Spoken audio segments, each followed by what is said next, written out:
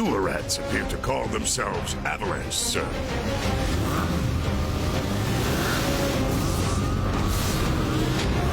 You can have it for saving my life.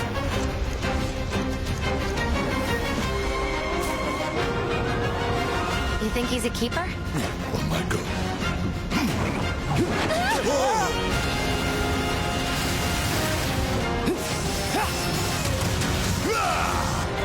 Y'all gotta look at the bigger picture here. Nothing worth fighting for was ever won without sacrifice. Help me!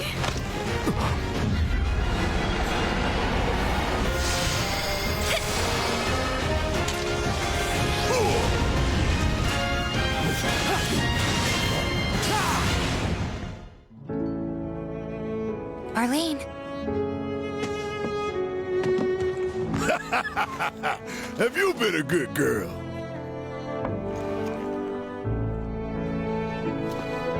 I heard you're having second thoughts. I know we have to think big if we're going to make a difference. But not like this. I feel trapped.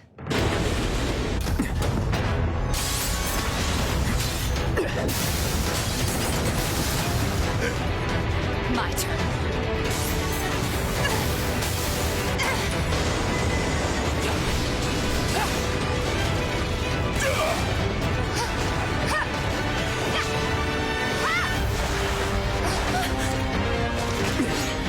Get going. Okay.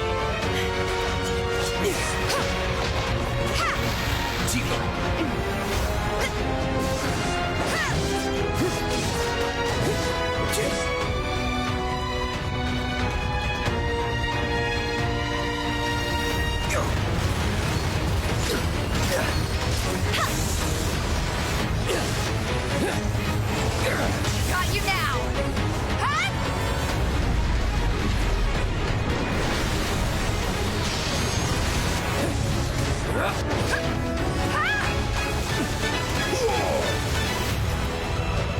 You're not real. You're Cloud. I have a favor to ask of you. Run away. You have to leave. You have to live. You bastard! Yeah! Hold on to that hatred.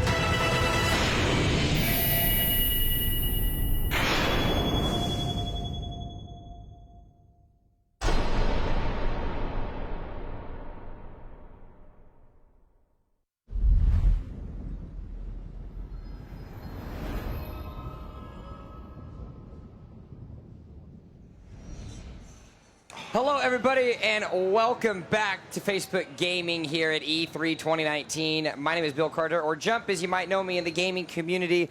We have had heavy hitters all week, and what better way to have our final day with one of the heaviest of hitters in the Final Fantasy community. We've got Final Fantasy VII Remake. You saw the trailer right there. I'm joined here by Neil Pabon, the Senior Manager of Product Marketing for Square Enix. We had the pleasure of having a conversation last year about Dragon Quest XI before it got announced, and I played a lot of it, and it looks like I'm going to be hopping in on another one of the titles you're working on with this remake. Yeah, we got a whole lot of exciting stuff to see and talk about, so thank you so much for having me here.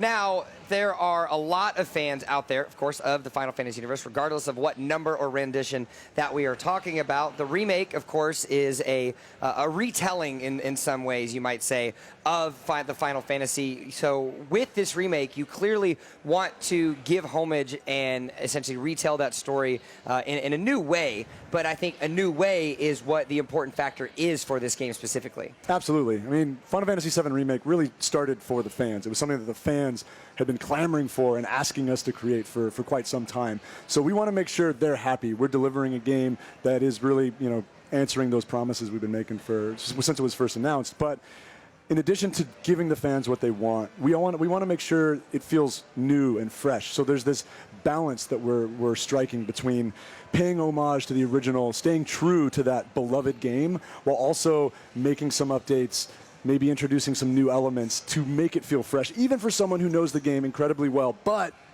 if you've never played Final Fantasy VII, if you've never even played a Final Fantasy game, this is a great starting off point. Now, a little bit kind of a personal question for you. You know, you've been at Square Enix for a little bit now. What was it like when you walked into office, regardless of what day, I'll say a Monday morning, and you get your memo for the day, and you look, and they're like, you know, Final Fantasy VII Remake. What was that experience like for you? Surreal. I mean, one of the reasons I work at Square is because I'm such a massive Final Fantasy VII fan. I remember playing that for the first time and then finishing it and then going back and starting it again and playing it all over. And just, I love the characters, I love the world. It's an amazing game. And to now have the opportunity to be part of the team that's bringing that to fans is just unbelievable. Now, we do have some awesome footage to be able to show throughout the course of this interview, and we'll comment on that as we go. But let's start from ground one. Clearly, the story is something that fans can look up at any point in time, but that new experience is what I want to focus on. What kind of things can we expect that will freshen up an already popular game that could literally just relaunch its exact same gameplay and people would still buy it? So we're going deeper than ever. We have announced that Final Fantasy VII Remake is the first release, and in the first release of retelling this story, we're going to be really diving deep into the story and city of Midgar. It's an incredibly dense area, and there's a whole lot of story to cover there. I mean, this title's massive in and of itself. It's a standalone title. There's going to be a ton to do. It's a full-fledged Final Fantasy in its own right, and yeah, we're going deep. How has the fan reaction been on this, specifically revolving around, you know, clearly Cloud being such a staple point within the Final Fantasy universe, and in this game specifically, is it just a whole new experience getting to be able to bring his story to light with what seems to be some new gameplay mechanics, specifically with the fighting style that you have here? Absolutely. So I think on the early trailers and the teasers that we put out, everyone looked at the gameplay and thought this was primarily action-based. And we really hadn't gone into many details on the mechanics until earlier this week. And we revealed our entirely revamped ATB system. We revealed a really big component that makes Final Fantasy VII stand out from its original version and other Final Fantasies. And that's what we're seeing here, tactical mode. Tactical mode allows you to slow time down and take the time to choose from different actions. So you'll need to go into tactical mode if you want to take time to pick from different abilities or spells or even use certain items. In ATB, which is the active time battle from the original game, originally, you know, it being a turn-based game, you had to wait until your ATB bar filled up, and then your character would get a turn. After that turn, the gauge would go back down to 0 and would start filling up, and it was just purely time-based. Now you have 2 ATB bars, those 2 bars in the lower right side of the screen. Those will fill up slowly over time, but you can fill them much faster with those real-time action-based attacks. So it's merging, it's this blend of real-time action and, you know, strategic command-based combat. Now, that real-time action, of course, in the Final Fantasy universe was debuted with Final Fantasy 15, and there was a lot of work across that from the board. How are we going to be able to take that deeper with things like with you know, stopping, slowing time, and adding that tactical approach? Yeah. So Final Fantasy VII Remake feels really like an evolution. So it's building on not just from previous Final Fantasies, but also something like Kingdom Hearts 3. And I would actually equate the battle system to Kingdom Hearts 3 as probably one of the closest analogies, where you have these different abilities or spells to choose from in the lower left-hand corner. But in Kingdom Hearts 3, you had to do all of that in real time, and you had to manage, you know, moving through that menu system while all the action was going on screen simultaneously. With Final Fantasy VII Remake, you have the ability to slow everything down, take a little more time to think strategically, but if you're someone who does appreciate more just straight action and you don't really want to pause things down, you just want to go, you can absolutely do that. You can bind all sorts of different abilities, spells, items to a shortcut menu. And then those are just turned into hotkeys. You can use them immediately. Now, of course, not only is it the fighting aspect of the Final Fantasy series that is always intriguing, but you have everything from items to inventory management to making sure that your character is boosted and ready to go. Is there any of that aspect of it that you can talk about that we can kind of throw into this that shows the differences from the original to the remake? Yeah, I think one thing that we have shown off a little bit, and we got a good glimpse of it on Cloud's Buster Sword just a little bit ago in the video, is the materia. So Materia was a fan favorite system from the original game, and it's back and works very similarly. You can now actually see the materia in their weapons. So in that shot where we saw of Cloud, you can see one materia in 2 slots. But if you add another materia, you'll see it fill both slots. So with that as well, you also get the depth of customization of kind of helping kind of craft your characters to your specific play style. How much more in depth have you guys tried to make the remake to make it feel like it is that much more fresh of a title? Yeah, I mean, there's some things where it's kind of like, if it ain't broke, why fix it? I think the materia system is the perfect example of that. Like I think materia system is beautifully done, works wonderfully. We'll be talking a whole lot more about how it works in Final Fantasy VII Remake later on. Now, this is a little early in it, but have we started, or when can players get their hands on this? When is there a time for players to actually, get their hands on some playable demos, or just even the full game as a whole? So right now, here at E3 is the first time that we're letting people play it, get their hands on it, and our hands-on demo is this battle that we're seeing right now against the Scorpion Sentinel. All right, and then have we got anything on when fans can actually be able to get the full title? March 3rd, 2020. March 3rd. It's coming. It's coming soon. So let's talk a little bit about this battle. This is a playable demo, so set the stage for this. For maybe the players and fans of Final Fantasy that aren't able to come to E3, what are we experiencing, and what are the ones that are getting to play at E3 being able to test out? So what we're seeing here is a boss fight, the very first boss fight in the game. Cloud has joined the team of Avalanche to plant a bomb and try to blow up this Mako reactor that's sucking the life force from the planet. They're really, trying to do some good by taking out this horrible piece of technology. But right after they plant the bomb, before they can set the timer, the Scorpion Sentinel drops down, and they've got to take it out. So not only, of course, do you have Cloud in here, you've got his good old machine gun buddy in Barrett. How are you going to be able to need to use the different characters within your party with this new battle system that we have? So yeah, Barrett and Cloud do operate quite differently, and you can see just by looking at them how they're probably going to feel. Cloud's got his giant Buster Sword, so he's got to get right up close in order to deal damage. He's more of a melee character.